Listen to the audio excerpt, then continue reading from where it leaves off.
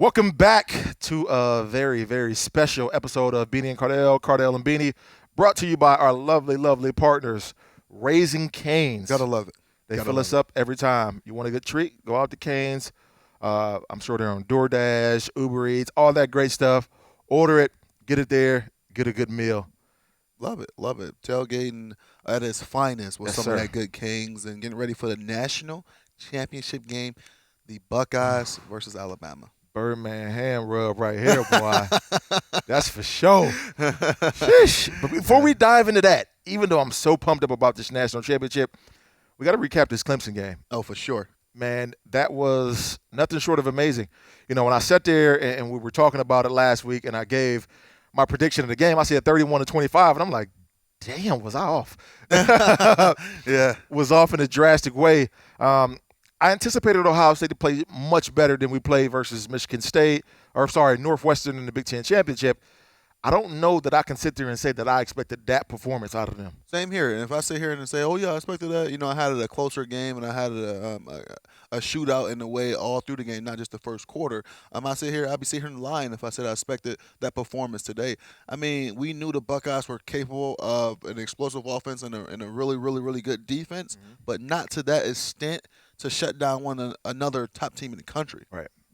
And when you look at it, man, them having the ability to step up and play in such a major way after everything they've been through this year, it makes you wonder, bro, what if they had played 10 games? How far along would they be? Would they be even that much more better? I think you got to ask yourself that question because when you watch them come out in every phase and be dominant, obviously there were some miscues in the pass game or sorry, in the defensive pass game.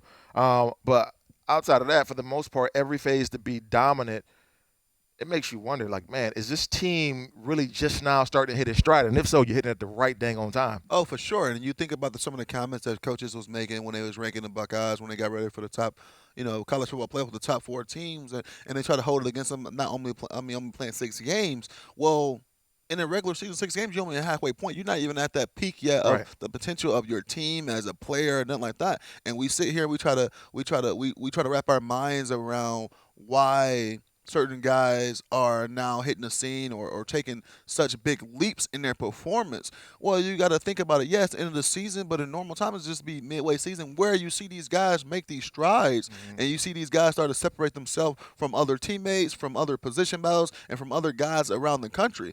And the Buckeyes are definitely in that sweet spot where they just keep getting better. And you look at other teams that's playing in the bowl game, and you look at the way Clemson played, they were almost at their peak greatness as a team because they already hit they already hit all those roadblocks, they already hit all those potholes in the Right. road to get to where they were. The Buckeyes were still climbing that mountain to clearly get to the point where they were last week and still climbing and to finish it all off. Yeah, man. It was a beautiful sight, man. If you had to, write a script, and we're just talking about this game, obviously we know everything isn't over. We still got one more and the big goal at the end of the day. But if you had to write a script, man, I don't think you could have wrote a better one for Ohio State thus far where we're at in this season, man. To be able to go out and to get a chance to play the team that I think, quite frankly, everybody feels you got screwed by last year Yeah. by some referees and some miscues, to get a chance to go back at them and play them, and you hear their coach all week long talking about, or really all season long, talking about how you're undeserving. He ranks you the 11th best team, and you to go out there and put a performance and to cap it off a revenge tour like that, boy, oh boy. Oh, for sure. That was beautiful. I got to ask you, man, if you had to pick one position group, one player as the most impressive, kind of like MVP, where would you go? Are we talking about during the season? Or are No, we just talking this about this game. this game? Yep.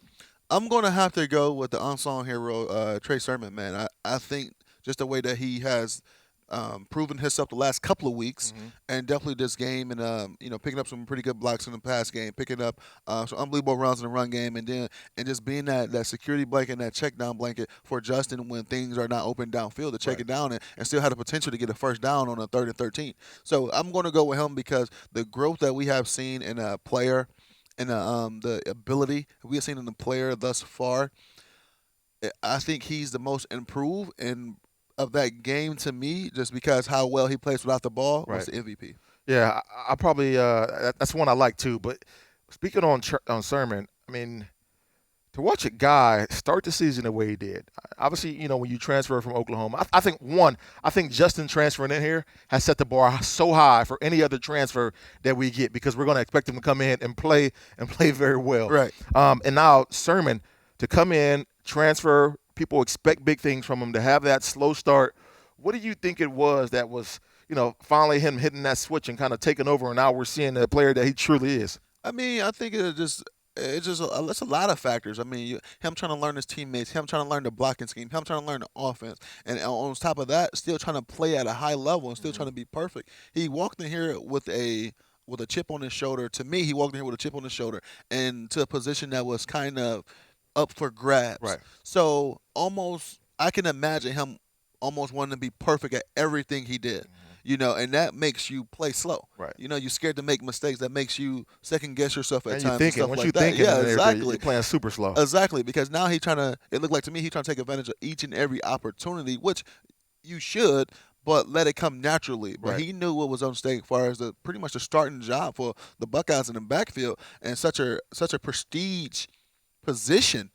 That he wanted to be a part of, and he wanted to kind of, make his mark on his team. And, it got to a point where I think everything settled down around him, and he started understanding the offense, started understanding guys around him, and the way guys were playing. I mean, the guy playing in a different conference, completely different style of ball, and then he just let his play take over. Yeah, I mean, I don't think that we've seen a running back that we can compare him to here at Ohio State. I mean, he's super slippery, and he knows how to lower his pads and run hard at times, but he's like a glider in the open field. Exactly. And I'm Exactly. talking about not like one of those, Zeke is a pound you, he'll break one. That isn't Trey. JK is a one-cut, shifty dude, will pound you, but can also break one. His running style is so unique, man. Yeah. I love it. I love for what I sure. see out of this kid. And I'm so thankful and happy we got him on our team, man. It's going to be amazing to watch, this national championship game and continue to see him progress. But in that game versus Clemson, I thought Ohio State did a fantastic job coming out with an offensive game plan, setting the tone with the run game. For sure. That was something that got us to win the Big Ten championship. And you come out, you ride their hot hand. And I thought Ryan Day did a fantastic job, operating that offense as he normally does. And that's something that me and you talked about. What we think that how the Buckeyes will come out, and then you continue to run the ball the well as you run it, and they did. They carried over from the Big Ten championship game, and that opened up a lot of things downfield.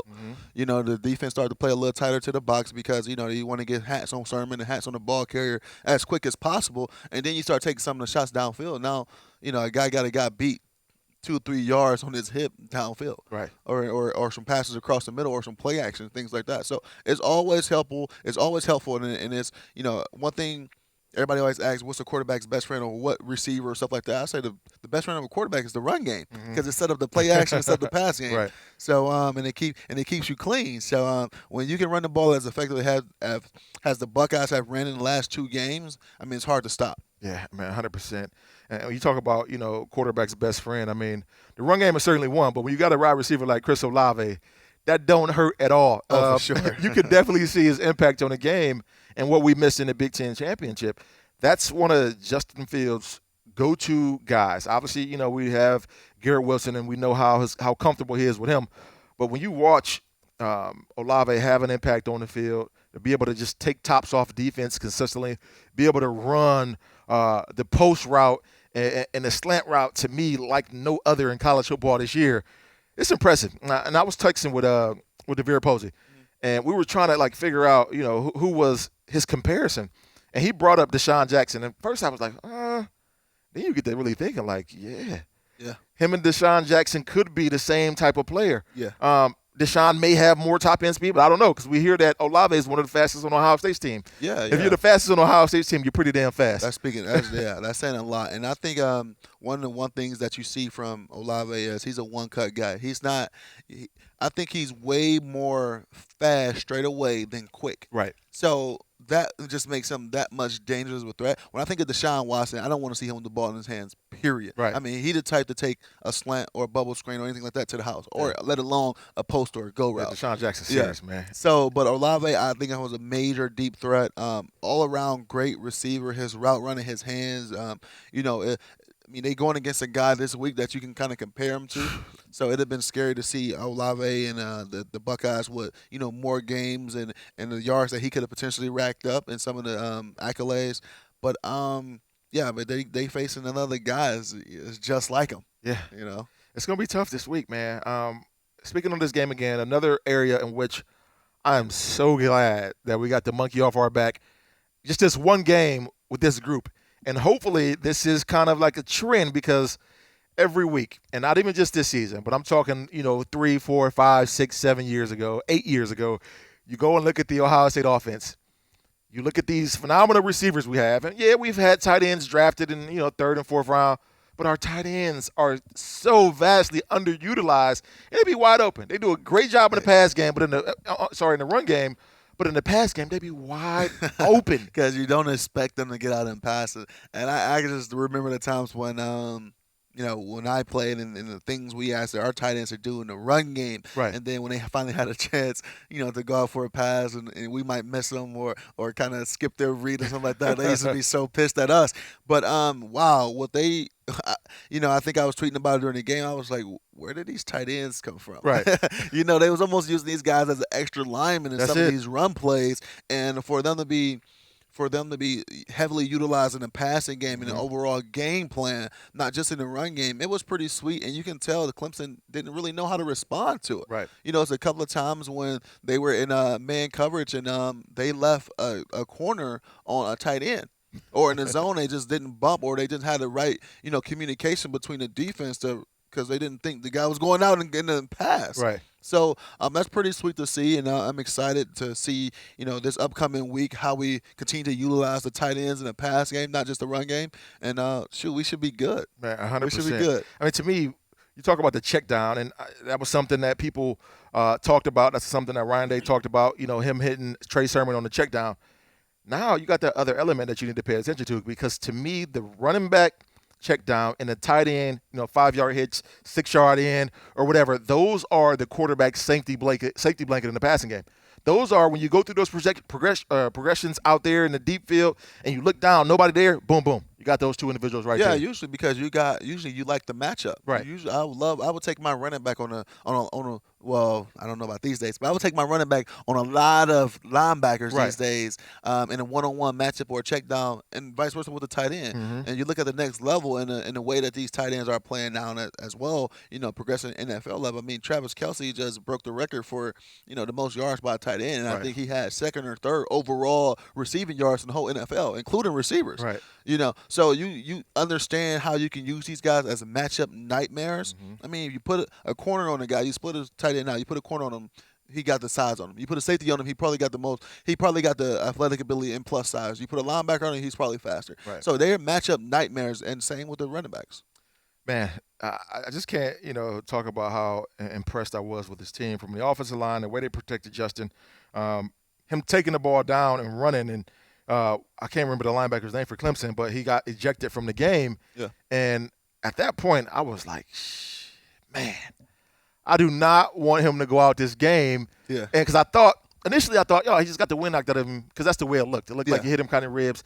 But then when you see him kind of wincing in the pain that he was, oh, shoot, maybe it's a broken rib. Yeah. And all I could think was like, man, this is going to be the same situation like the year before, because we did indeed lose J.K. Dobbins, who was, getting busy to start the game. Exactly. So I'm like, shoot, what next? But fortunately enough, it wasn't anything major, and I call it the LeBron James, because every time on the court, somebody touch Bron, somebody foul him a little bit, he give the antics and all that, and I think Justin was giving those antics a little bit, but I'm pretty sure the guy was in pain. Oh no question. And yeah, I'm pretty sure it was a good hit, but when he came back the next play, I knew nothing was broken, because a broken rib, you ain't throwing the ball, especially on your right side. You ain't throwing the ball. I don't care who you are. You ain't throwing the ball, especially the second play after it just happened. Right. So I'm pretty sure that he was sore the next day, maybe Right, some for sure, no bruised question. ribs and stuff like that. But I mean, he showed some grit, man. He definitely showed some toughness. He looked like he had that look on his face from the beginning of the game that he wasn't going to let this team beat him. He wasn't going to let that guy Trevor Lawrence beat him. I mean, when they came out of high school, I think they were the number 1 and number 2 players overall. They grew up like quarterbacks. 30 minutes apart too, or something. Yeah, like that. exactly. It's crazy. So to kind of get that monkey off his back from losing and the bad taste in his mouth from losing to a guy last year, Mhm. and the guy was ranked one spot ahead of you. I think that was pretty cool for him, and I definitely wanted that bad for him and not just the Buckeyes. But you can tell he wasn't going to be going out that game with no minor injury. It would Right. have took a lot Exactly. and I'm pretty sure a lot of those guys felt that way. It would have took a Oh, lot for 100%. them not to be on that field. What was that, Saturday night? Yeah, this is your chance, man, to etch yourself in stone in history. So you got to be dragging somebody off the field. But I asked you the question on who you thought was like the MVP of that game, unsung hero. Mine was the defensive line coupled with the defensive coordinator. And that last week on the show, we talked about how if Ohio State was going to win, we were going to have to get pressure on Trevor Lawrence. And Yeah. boy, did they do it. The defensive line were animals. It was so many holding calls or so many holdings to where they didn't even call it, which was blowing my mind Yeah. because of the pressure that they was getting. And then calling the blitz at the right time, sending guys to get in Trevor Lawrence's face. I remember one play, I'm watching Tyreek knock him down, and this is like he handed the ball off, and Tyreek blasted him. All you see is Trevor Lawrence looking over at the referee like, you going to call that? Yeah, it happened. No, I ain't going to call that because he ain't do nothing. It happened a couple of times, and that's what you got to – and you could tell Coach Combs was stressing, we got to get hits on this guy, we got to get hits on this guy, get him uncomfortable. I mean, it sucks to see if you're a Clemson fan, but it is part of the game. 100%. In the zone read, you hand the ball off, and you taught to carry out your fake because you can pull another defender backside. But also, when you carry out your fake, you got to understand, you're still liable. You're still liable as a quarterback. So when I did zone reads, when I had the ball Free off, bands. exactly. So when I did zone reads, when I had the ball up, I used to go lateral. I didn't just go vertical up the field because they can't hit you lateral, but you go vertical up the field like you got the ball, they can hit you. Right. And that's what they did every time, if he had it or not. And that's what I would have done. Right. I would have hit you. Like, hey, you carrying out your fake. Well, I know you ain't got it, but guess what? I think you do. Man, It's a free hit. They rattled him. Yeah, it's a free hit. That's for sure. I mean, But the guy still played his butt off. yeah, no, he played a hell of a game without question. But when you got that pressure on him like that, I mean, that was a recipe for success. I gotta ask, man, because the talk has been out there. Trevor Lawrence, unquestioned the number one pick. A lot of people have had Justin Fields as the number two quarterback out there, but a lot of times you got people lately trying to put the BYU quarterback in there. Yeah. So I gotta ask you, man, did Justin Fields prove anything for where he could jump Trevor Lawrence as the number one pick, or did he just solidify himself as the number two quarterback in the draft for sure? When I think it comes to them two, I think it's them two, 1 and 2 quarterbacks. However, anyone want to rank them, Justin one, Lawrence two, vice versa. It's them two than everybody else. No offense to no one, no offense to like all the accolades and who he been playing, but you can see on that top level what those two players just did. And then put on for their team the way they did. And Lawrence clearly all his career, last 3 years at Clemson, just in the last couple of years at Ohio State. These are the top two quarterbacks in the draft, no matter who go where, no matter what. Any organization is going to be happy with anyone they pick. So, however, someone want to distinguish that and say who's number one, who's number two, where they going, and it's them two and everybody else. Yeah, don't trick yourself, NFL teams and GMs. We watched it happen a couple of years ago where they let Deshaun Watson slide to 12 and they drafted like Mitchell Trubisky, number one or number two that year, was the first quarterback taken. And obviously we understand Patrick Mahomes, understand that situation. Yeah. But that was kind of out of there because not a lot of people had knew about him. And then a couple of years, or the year after, we watched him do it with Lamar Jackson, him going all the way to the last pick in the first round. Don't outthink yourselves. Yeah. Don't try to throw this kid from BYU up there and say he's the unsung guy that every year we happen to have in the draft that is all of a sudden the greatest thing since sliced bread. Because you're going to regret it. You will certainly regret it if you don't go get Lawrence or Justin Fields as one of the top quarterbacks in the country. I can't remember the BYU kid name, but he is a hell of a player. He is a baller, to say the least. But he's sliced bread, and Justin Fields and Lawrence is King's bread. So pick your poison. What you get into? You going to take some butter both sides, King's bread, right, or you going to take some Wonder bread? Got to get that BBS all day, baby. But, man, going into this matchup, talking about that now, man, looking at Alabama as a whole, they got a chip on their shoulder. Understandably, last year they didn't get a chance to get into the national championship because this is what they're used to. They're used to being in the college football playoff, used to being in the national championship. The year before, they got throttled by Clemson in the national championship. So you got to look at it from the perspective Nick Saban is used to winning. He's used to being in those situations to where he's controlling the narrative, and now that's been no longer. But boy, do they got some damn beasts on their football team. And, if any year for those guys that kind of, stake their claim back as the top dog, this would be the year because of how they played and because of the people they have on their team. What scares you the most about Alabama? I want to say what scares me. I think what worries me the most is their offensive firepower. Right. Um, Alabama's used to having one offensive standout. You look at, well, last year they had the two receivers and stuff like that, but and then Tua as well. But they used to having like one guy that you had to shut down and stop. My year it was really Amari Cooper, and then Derrick Henry kind of came on the scene that year as well. But thinking about them this year, man, they got some weapons on the offensive side of the ball, and I'm just happy that. Okay, I don't know how to say this. Weddle, I'm not happy that he's hurt, but I'm happy he's not playing in this game. Right. Yeah, I'm happy that he's not playing in this game. But they got some weapons, man, in the passing game, starting with the quarterback, and then working your way to the receivers, and a pretty good tight end, and definitely that beast that of a man child in the backfield, Najee Harris as well. So they got some legit weapons, and they always have a really, really good offensive line. This is one of the first times that I can really think of that not Ohio State, Alabama offensive power overshadows their defense abilities. And that's kind of scary. Even though they still got a really good defense, they known for having those dogs, 3-4 first rounders on defense every other year.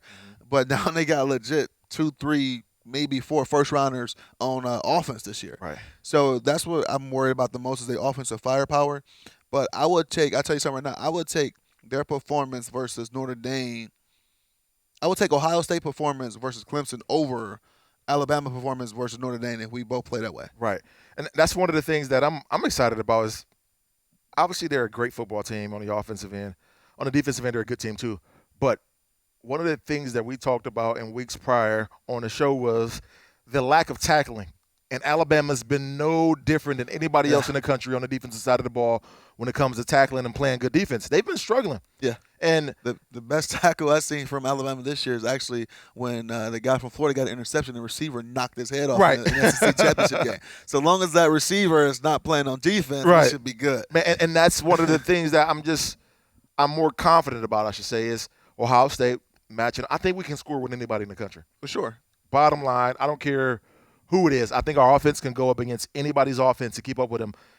Flip side, on the defensive side of the ball, now knowing that this isn't the greatest Alabama defense we're used to seeing, that gives me confidence right there that Ohio State will be able to look good and play damn well in this football game from an offensive standpoint. And hopefully we bring the same type of defense that we brought last week. For sure. For sure, because we're gonna need the energy. We're gonna need our front seven to step up again. Like we mentioned earlier, that the whole defense graded out as champions last week, and it's because the way they shut down the run game. Right. I mean, golly, I forgot Clemson's running back name, but he's a leading rusher in the ACC history. Etienne, yeah, he's a leading rusher in ACC history. And for him to have the success that he had last year on us in the run game and some of the checkdowns that he had, man, we completely eliminated him this year. Right. So you got to tip your hats to the front seven, and that's what it's going to take versus the best running back in the country this week. Yeah. Looking at this offense, especially looking at that receiver, what's his name? Smith, Devontae Smith. Right? Devontae Smith. Dude, legit could win the Heisman. Probably should win the Heisman. If they don't want to think it's just a quarterback award, I think you got to give it to this kid. I think you give it to him. I know we talked about that. Give it to him. He's going to win the Blitnikoff. Looking at our defense, understandably, we got to get pressure on the quarterback. But also, I think in this situation, there are going to be times to where you have to pull somebody from a certain coverage perspective to shade over to where he's going to be. Would you agree? I think so. I mean, you got to give respect where respect is due. So that's one of the top. I mean, we got an All-American corner. It's going against an All-American receiver, but you still got to respect that the guy is in the Heisman Trophy conversation for a reason. I mean, we did it. We had 2 first-round draft picks at corner, Eli Apple and Garyon Clowney that year, and Duran Grant as well. And we shaded and had help over top of Amari Cooper, and the guy still had 2 touchdowns on us. And that just speaks to how you got to give respect where respect is due. I mean, he's a top guy. We got top guys, but we trying to win. It's not about It's not about ego. It's not about top dog versus top dog. It's about playing a style of football. It's about game planning to eliminate their weapons. Mm-hmm. And this is one of the things we may have to do. Well, Najee Harris is a beast. Dude is certainly good. I just don't think Alabama's going to come out and beat Ohio State running the football. They're going to gash us. They're going to have some runs, but solely running the football, they won't beat Ohio State that way. It's going to be because of those playmakers, because of Jones and his ability to distribute to those playmakers. That's why, man, I'm a little bit nervous. I wouldn't say nervous. I'm just a little bit kind of curious as to what Combs and our defensive staff is going to do to protect any one of our defensive backs from being on the island with that dude because he's that dangerous. Yeah, I don't think you put ourselves in a situation to be a one-on-one with him. Just because he is a complete receiver, he can take it out. He can take it deep. He can take it short. He can make you miss. He's quick. He's fast. He's big. He's strong. I mean, he's a prototypical NFL receiver. But Alabama's known to have these guys. I mean, you look at freaking Julio Jones. Look at Amari Cooper, and then Ruggs and Judy last year. I mean, they was smaller guys that you used to see but they were still top guys. And that's crazy. This dude was unknown last year, bro. Last year he's a senior. Last year you got Ruggs, you got Judy, and you got Weddle, and then you have him. Right. It's only one football. Bro, and you got Najee Harris. It's only one football. A super embarrassment of riches if you're Alabama and you're looking at the talent that they have. Obviously, Ohio State has kind of a similar situation, but dang, when you talk about 3 receivers in 2 years that's going to be first-round picks, I mean. 4. Is Weddle's still going to go. Oh, yeah, you're right. Weddle's so 4. Yeah. Weddle's still going to go first round. Because he's the number 1 receiver going into this year. And I think I heard the second game of the season, and he was on pace to have an unbelievable year. Right. So I'm still taking that guy first round. I took him first round last year. So this is going to be an interesting matchup, man. Looking at this game, I'm excited about it. I know you guys are excited about it. We're going to take this quick Canes break, and we're going to be back to talk more about the game and more about our specific guys who we believe is going to have a chance to make a huge impact in this game. If Raising Cane's secret cane sauce was the end zone, no one would ever lose a game. Crispy crinkle-cut fries, touchdown. Buttery Texas toast, touchdown. Hand-battered cooked-to-order chicken fingers, touchdown. Freshly made tea and lemonade, well, you get the point. Go for the win this game day with Cane's. Raising Cane's Chicken Fingers, proud sponsor of Ohio State Athletics. One love. Welcome back. We got back from our Canes break. If you see me like licking my teeth and my tongue just swishing around my mouth, it's just me getting this Canes out of my mouth, man. And I had to get a couple pieces of this. It was lovely. So always. But we got some breaking news that's just developed during our break that Alabama receiver Jalen Weddle was cleared to practice and could potentially play this week. Sheesh. That's going to be a problem. It could. I would say deadly, but it's going to be a problem. Even if the guy hasn't played since week 2, I think. Even if he's on the field, he's going to demand attention. So one of the fastest guys in the country was the number 2 receiver going into this year behind my guy at LSU, and a straight baller, and versus a defense that we had questioned about their back 4 all year. Right. We just spoke about how we think that we're going to contain Smith by, sometime maybe double coverage him or demanding him a lot of attention. It would be hard to double 2 guys all game. Yeah. So tough. It'll be hard. But even if you don't double Weddle because you say, well, he coming off injury, this is his first game back. He just practiced, 3 days, 4 days before the national championship game. Is he's really going to be ready? Even if that's the situation, clearly he's going to be on a play count. But he's going to demand attention each and every play. Look, even if he's a decoy. He's a receiver. He knows how to run routes. I mean, yeah. The biggest thing when it comes to a receiver, and tell me if I'm wrong, and him being able to get back out there and be able to be dominant, it's just a relationship with the quarterback. For sure. He knows how to run routes. So those are going to be there. Now, that relationship with the QB, obviously, they had a little bit of time in the offseason, the game that he played.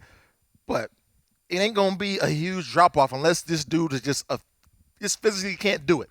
Yeah. And I don't even know why they would put him out there if he physically couldn't do it, especially going into a draft-type situation. Yeah, for sure. So if he's playing, you better believe he can do it physically, and the only thing that is going to be is just the quarterback catching his eye. So we got to be worried about this cat. Exactly. So we'll see as time get closer. But let's get to our questions for the day. First question is coming from Bazale24, and is what part of plan for a natty that non-players wouldn't know about? What's your favorite part? I would have to say, other than everything everybody see on TV, the celebration of rings, the championship trophy, I would have to say the bowl gifts. Yeah. The bowl gifts. You get some great bowl gifts, not just for the national championship game, but each and every bowl that you play in, especially a major BCS bowl. And I think the year we played, I think we got recliners. I think we got like a 42-inch TV. Oh shoot, I was living. A nice what was that, gift card to it was a Visa gift card. Uh-huh. One thing I know about our coaches that they always just say, like, give the players the opportunity to just say, hey, do you guys want the bowl gifts or see how much money we can get like on a gift card for you? And clearly we always just pick the money. Right. Like, hey, see if we can get the Best Buy gift cards or just the Visa gift card. We can spend it wherever we want and stuff like that. But the year we played the national championship game, that's what we got. We got recliners, TVs, other apparel, and then maybe like another couple of gift cards to some popular stores, to like a Best Buy and things like that. And then but the major one that we all was loving was the $350 gift card we got, Visa gift card. Oh, that's love. It was the best. So, I mean, you get a nice recliner, but you want that money. Let me Oh, spend for that money and sure. see Oh, what for I can sure. go get. I can get these J's or whatever. Oh, for sure. No, the funniest part, because clearly all your teammates are all your guys on the team are roommates with one another guy, and then we got these crappy little apartments and stuff like that, Right. and we all come home with these huge recliners. And I can only imagine the freshmen taking these huge recliners to their dorms. Right. So I remember me and my roommate Tyvis Powell, we had like a small couch, and then our living room was not even this size, and we come in there with two big recliners. We're like, we gonna make it work. So them things took up our whole living room, pretty much our whole apartment, but they were definitely worth it. For me, I would say that the bowl gifts as well. You get some sweet bowl gifts. I played in 2 national championships. Obviously lost both of them, as you guys know. But we got some pretty cool stuff. And just the experience. So one of the reasons why I believe that we lost the 2006 national championship, 2007 game versus Florida, was we were in Arizona. And I remember, what was the game? Probably on the third. And maybe it was on the second. So New Year's Eve, we went out that night, the whole team. Obviously, Troy came off the Heisman. We were in Scottsdale, Arizona, partying like rock stars. And I'm dead serious. When I say partying like rock stars, partying like rock stars. It's Cedric the Entertainer over there at one section. It's a bunch of other people over. Bro, Edgerrin James. Edge is at a – this is the craziest thing ever, man. This is when I knew – This is when I knew Glenville Cats was different, right? So Edge is over there. He see all of us come in. He obviously know we out there for a bowl game. Edge is like, man, y'all want some drinks or nothing like that? Curtis Terry. You know Kurt. You know Dirk Kurt. I just talked to This is when I knew Glenville dudes was good. This is Edge, Hall of Fame running back. Got all the money in the world. It's offering you a drink, and you want a drink. This is what you want to do. He said, no, I'm going to go buy some bottles. I'm going to pop bottles over here. Edge like, excuse me. Oh, you got it, young fella? Yeah. How are you telling this dude that just signed a $30 million contract with Arizona that, no, you good, you going to go pop some bottles? This is when I knew that stunt in Glenville was real. That's real. That's Dirk Kurt for It's sure. real. But It's anyways, real. man, we're out there in the club, and we're living it up. Women everywhere. Yeah. Bottles everywhere. The whole team is there. Larry Grant, I remember, and I might be talking too much, but I remember we call him G's. I remember G's being in the club drinking. Next thing I know, him, Kurt, and somebody else got their shirt off in the middle of the club. I'm like, bro, we got a game in a day and a half at this point, and you are wilding. So, man, one of the reasons why I do believe that we lost that game is because of how we party, and all we were thinking about was, all right, we're going to beat Florida. They had already lost one game. We were undefeated. We were thinking about we're going to go down as the best team in college football history because at this point, no team has ever beat 3 number 2s in a season. Yeah. So that year we beat Texas on the road. We beat Michigan in the 1 versus 2, and Florida's number 2. Oh, this is going to be a piece of cake. We're going to ride off to the sunset as the greatest team in college football history. But, boy, did Florida have another – they had other plans. But, man, the bowl trips. fun as heck. I Yeah. remember the following year we go down to New Orleans. This time I didn't leave the hotel, but I remember hearing everybody how they talked about how they kicked it on Bourbon Street and this, that, and the third. So the boat trips and just the gifts and the fact that you get a chance to get a mini vacay because you're down there for like a week Yeah. before the game. So those are the best things that you don't really know about. Yeah. Good time. Good time. Let me That's the second question. find this second question right here. Curtis Cherry. Oh my Oh, God. Dirk Curtis, something else. What point total do What point total do the Buckeyes need to keep Bama? Need to keep Bama at to win?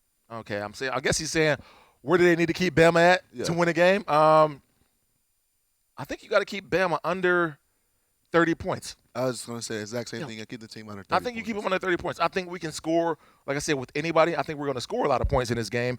And our offense is going to have to be hitting on all cylinders.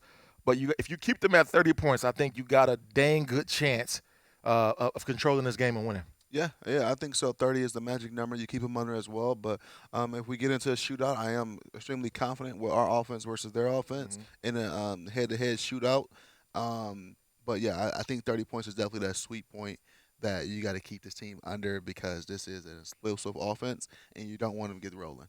All right, so we're about to do something real quick, man. Cardale, we ain't never done on the show before. And don't take offense to it, Buckeyes, but we're about to give the edge. We're about to go through position groups. Oh, okay. As a whole. And you're going to tell me who you give the edge to, and I'll tell you who I give the edge to. Okay, I got you. Let's go. All right. First up, defensive back position group, Ohio State or Alabama? I'm going to take Alabama's because they're more physical, and I think Patrick Surtain Jr. is the best DB in the country. But I just think overall, the success they had on the back end is a little bit more than ours, and they have a little more experience. So I'm always going to give it to usually experience over talent. So I'm going to go with Alabama. I think I'm the same way right there. I think I'll go with Alabama and the defensive back as a whole in its entirety. Although we do got some single off good players in our secondary. We're talking about whole, and you mentioned something that you really can't get enough of, and that's experience. Yeah. And those guys has a lot of it definitely on the back end. And Patrick Surtain Jr. is a stud. I mean, Sean Wade is a stud for us. But if we're taking them as a whole, like I said before, I'm going to go with Alabama. All right. Linebacking core. Who gets the edge? I'm going to go with Ohio State. Yeah. I'm going to go with Ohio State. I'm going to speak on again with experience. I mean, we got a 3-4 year captain, and we are up one of our linebackers, and we got that group been playing for 3 years together now, and they can do a lot of different things. You see Browning rush the passer on a lot of third and long situations, stuff like that. So I'm gonna go with our linebackers over Alabama's. Me too, man. I love Borland, Warner, and Browning, and there's been talk at times that when Borland kind of gets in space, he's not the greatest, and I mean, that's going to be the case a lot of times in certain situations where you got guys that have a weakness. His weakness happens to be in space, but when we talk about a hard-nosed, downhill linebacker, there ain't too many that's going to be better than him. And that linebacking core is very good together, and that's why you call them a core, because when one slips off, you got somebody else to pick up to where they're not as successful at. But I'll take that linebacking core over Alabama's defensive line.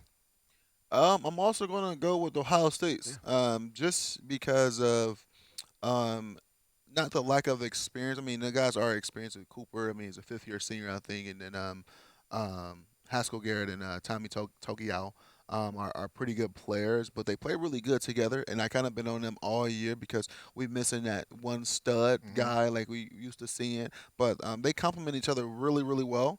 And they've been coached by the best defensive line coach in probably the history of the game, Coach Larry Johnson. And he have them boys rolling and up ready for this game. So I'm going to go with our defensive line. Yeah, I got to go with our D-line too, man. Those dudes are beasts, especially when you look at how they played last week and know that potential is there. I'm going to go with them, man. I love the way they play as a unit. Like you said, we don't have that marquee guy. And I think this year is kind of helping us because now everybody's bringing it. Yeah, it's forcing everybody to step up. And I mean, the reason why I'm really giving them the edge over Alabama defensive line, which you're not used to hearing, you giving someone else the edge over their defensive line. They're usually having great guys. They rotate a lot of guys, which is good for them. But you can tell they don't have that group yet that they can go toe-to-toe 60 plays with. Yeah, they rotate a lot of guys up front. I mean – and I think that's just because of the lack of experience and talent they have that they're not used to having up front. So I'm gonna go with Ohio State's. Yeah. All right. Switching over to the offense. Offensive line. Our big boys up front versus Alabama's. I'm gonna go. It's a tie. I'm gonna go with a tie. This is the only one I'm not looking forward to doing because it's hard when you sit here and think about the offensive line. I mean, Alabama has, I think, one or two All-Americans up front. I mean, their left tackle, I forgot the kid's name. He's gonna be a first-round pick one day, and he's a freaking stud. And they run the ball really well, and they protect the quarterback. So, and you look at Ohio State offensive line, they run the ball really well, and they protect the quarterback. So, I'm gonna definitely go with a tie there. It's definitely a toss-up. Um, I think they have the better tackles, but I think we got the better interior guys. I agree 100% with that. They have the better tackles. We have the better interior guys. But I think I got to go with them because I think their interior guys are very good. Yeah. And from a consistency standpoint, you look at how many times their quarterback has been hit and on the ground, and you look at ours. I don't like how much Justin has been hit. Obviously, he gets outside the pocket, and we understand that. But there's been times, certainly in the pocket, to where we could have been a little bit better. Yeah, but I think you we are can, good. You can attest that to some of the things that we said about Justin earlier this year. That sometimes we may think that he holds the ball a little bit too Right. long because he's trying to make the bigger plays and not just throwing the ball away or getting to a check down faster. I don't think that was the case versus Clemson. I mean, to get plays one there, he was checking the ball down and throwing it away. So, but yeah, It's close for sure. it is definitely. I think that's the closest battle that we're going to see in far as overall talent or as a toss up is the offensive line on both teams. I'm going to go quarterback. I think our quarterback is better, period. Oh, for sure. I think I definitely I'm going with Justin just because I mean he's been proving it. This is his second year as a starter and he's putting up great numbers and leadership and things like that. And I mean the knock on Mac Jones is that people think he got too many weapons. But he's still making some of them big time plays, still making some of them big time throws. You can't doubt his ability, but Justin got a lot of weapons around him as well. But I'm just taking Justin because when he get outside the pocket or he tuck the ball and run, he's that much more of a threat. Yeah, and I like Jones without question, but you probably may not remember this guy, Jason White. Jason White was a quarterback for Oklahoma, won a national he won a national championship and he won a Heisman Trophy. That's who Mac Jones is to me. He's Jason White all day long.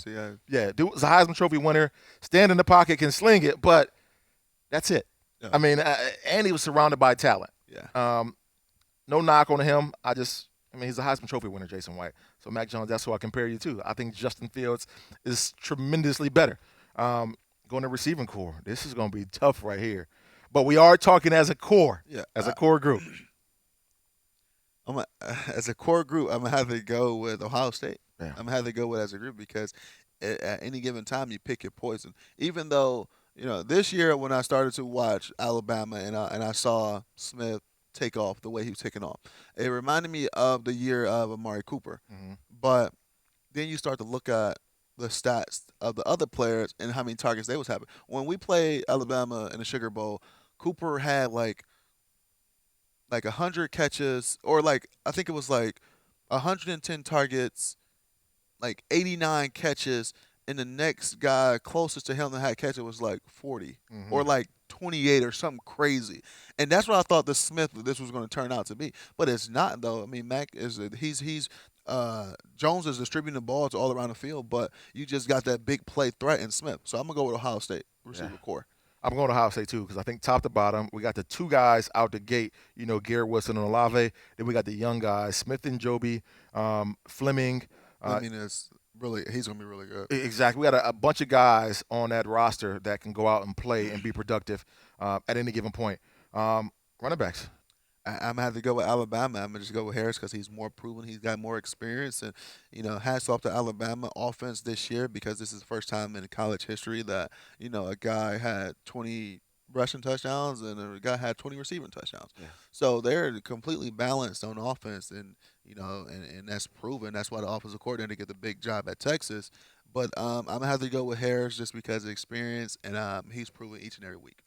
Yeah, I think I'll go there too. Although Trey Sermon is a beast, but as a whole, I think we're talking about core here.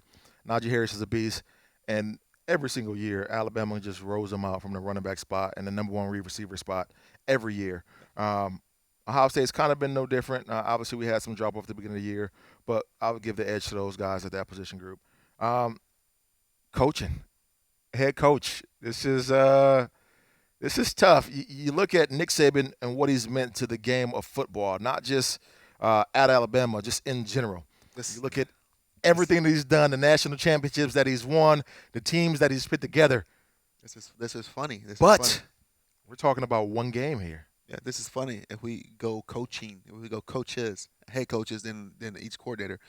If we go head coach, I'm gonna go with Alabama. I'm gonna go with a guy that's proven. I'm gonna go with a guy that's been in this position before. I'm gonna go with this guy that's usually in this position damn near every year. So he knows what to expect. He knows how to get the guys ready. He knows a lot of things that's going to be a first-time experience for Ryan Day. Ryan Day is going to get all the tips from the Urbans and the Coach Trustles and all that stuff going into this game because they've been there before. But nothing speaks better than experience. Right. And Nick Saban he has all the experience in the world when it comes to national championship games. But if we go to play callers, offensive coordinators, I'm going to go with Ryan Day over Sarkisian. Yeah. And then defense coordinator, I'm also going with Kerry Combs over, I forgot their defense coordinator name, just because of the poor tackling I have seen from Alabama this year. I'm kicking that door down, man. I'm taking Ryan Day all day in this situation as a head coach, as the coordinator. I love him as a motivator. I love him. I mean, what he showed me a couple of years ago when he took over for Urban, he got the guys to buy in. Yeah. And when you get guys to buy in on the fly, I get you're at Ohio State. Everybody wants to win a national championship. But it's not easy to get guys to buy in and to believe in what you're saying to them. And then to be able to go and take over as the head coach the following year and still get them to believe in and showing it's not just a fluke type situation.